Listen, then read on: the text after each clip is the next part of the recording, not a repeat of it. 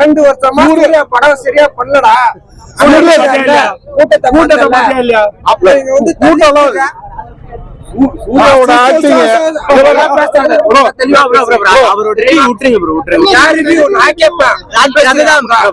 தனியா பேசுங்க ப்ரோ. அவர் ஒருத்தர் பேசிக்கலாமா?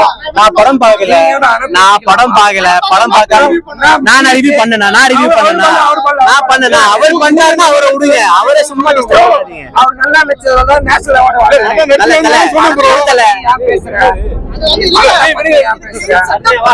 நல்ல நடிச்சர் நிறைய சொன்னேன் ப்ரோ.